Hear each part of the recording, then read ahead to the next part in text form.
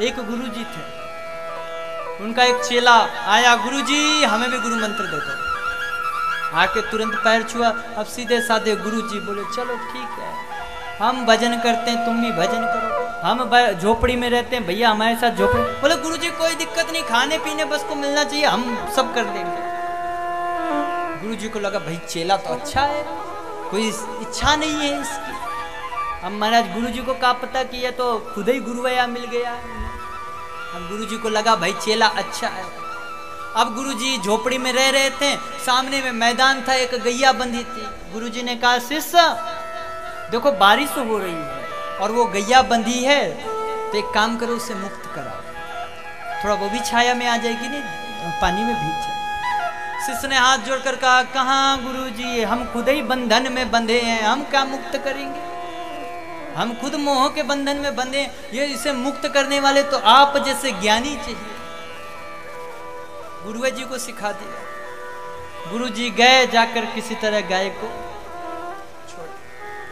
अब गुरुजी का मन नहीं माना तो गुरुजी ने कहा एक काम करो शिष्य, थोड़ा देखो बाहर, थोड़ा निकल के देखो कि वो बारिश बंद हुई क्या।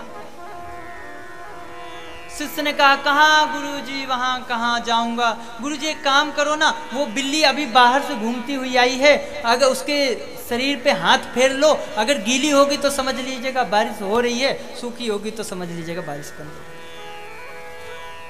अब रात्रि का समय हुआ। गुरुजी ने कहा शिष्य एक काम करो, ये दीपक थोड़ा बुझा दो, नींद नहीं आ रही। अब गुरु शिष्य आलसी शिष्य, उसने कहा कहाँ गुरुजी, अरे आप तो रामायण के ज्ञाता और रामायण की बात ही मानिए। मूंदिए नयन को काहू लाए, नयन बंद कर लीजिए, कुछ दिखेगा ही नहीं। गुरुजी भी सोचे कि अच्छा हमें शिष्य मिला। सुबह सुबह का टाइम हुआ, गुरुजी के पास एक चेला आया, बढ़िया सुंदर देसी घी का लड्डू लेके, और प्रसाद लगाया, भोग लगाया। भोग लगा के गुरुजी के हाथ में लड्डू दिया। गुरुजी ने शिष्य से पूछा लड्डू खाओगे? शिष्य हाथ जोड़कर बोला गुरुजी पहले ही 3 आज्ञाओं का उल्लंघन कर चुका हूं, चौथा करूंगा तो मुझे बहुत पाप लगेगा। तो ऐसे शिष्य मिल जाते।